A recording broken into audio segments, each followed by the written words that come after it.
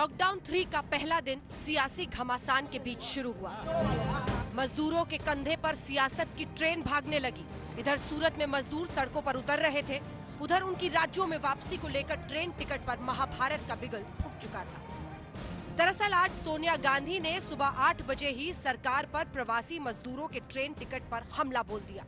ऐलान किया कि प्रदेश कांग्रेस कमेटी की हर इकाई हर प्रवासी मजदूर के घर लौटने की रेल यात्रा का टिकट खर्च वहन करेगी। कांग्रेस पार्टी ने निर्णय लिया कि हर प्रदेश में जरूरतमंद श्रमिक भाइयों और बहनों के घर लौटने की रेल यात्रा का खर्च उठाएंगे। देश के अलग अलग राज्यों में फंसे प्रवासी मजदूरों को उनके गृह राज्य वापस भेजने के लिए देश में श्रमिक स्पेशल ट्रेनें चलाई जा रही हैं, लेकिन इसके लिए उन्हें किराया चुकाना पड़ रहा है।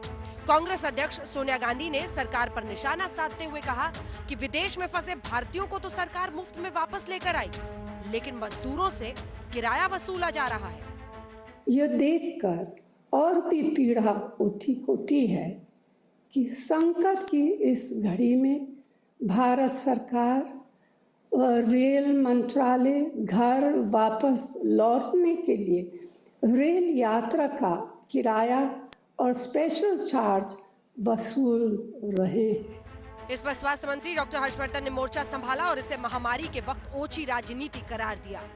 दुख की बात है कि इस समय इस तरह की राजनीतिक बात की जा रही है।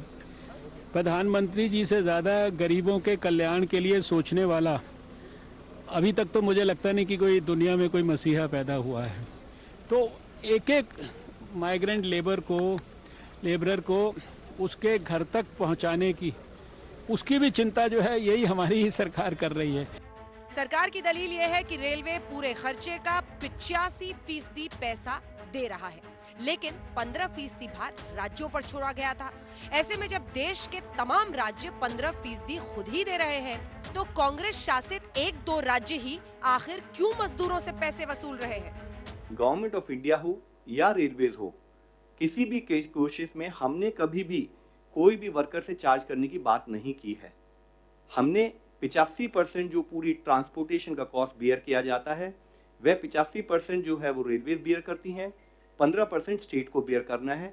और उसी प्रोसेस और बेस्ड ऑन स्टेट्स रिक्वेस्ट जो ये प्रोसेस शुरू हुआ है कि जो कुछ लिमिटेड पैसेंजर जो स्टैंडर्ड पैसेंजर्स हैं, माइग्रेंट लेबरर्स हैं, जिनको लिमिटेड लोगों को लेके जाना है for some very particular reason, उसको स्टेट गवर्नमेंट उसी तहत में कोऑर्डिनेट भी कर रही है, एक्सेप्ट फॉर 1 और 2 स्टेट।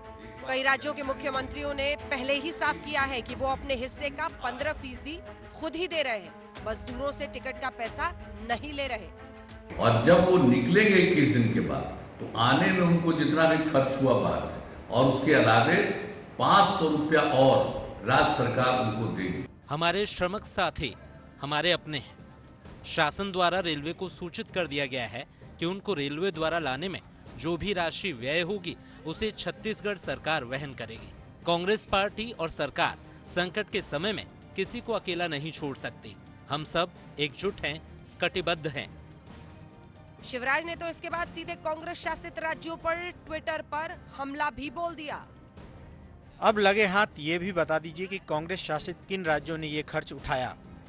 कुछ समाचार चैनल तो ये भी बता रहे हैं कि महाराष्ट्र समेत कई कांग्रेस शासित राज्यों ने किसी भी तरह का खर्च उठाने से मना कर दिया है। इस बीच लॉकडाउन 3 शुरू होते ही शराब की दुकानें भी खोल दी गई हैं। वहां शटर उठने से पहले ही लोगों की लंबी कतारें नजर आई। दिल्ली में कई जगहों पर भीड़ ऐसी उमड़ी कि पुलिस को लाठियों का सहारा लेना पड़ा। कोई भी निर्णय अगर किसी भी सरकार ने ऐसा किया है जिस पर उनको निर्णय करने के बाद या निर्णय को इम्प्लीमेंट करने के बाद लगता है कि इसको रिव्यू करना चाहिए, तो मुझे लगता है उसको रिव्यू जरूर करना चाहिए। शराब से राज्यों को बड़ा राजस्व मिलता है, लेकिन जिस तरह सोशल डिस्टेंसिंग की धज्जियां उड़ रही हैं, वैसे में देखना होगा कि राजस्व कहीं जान पर भारी ना पड़ जाए।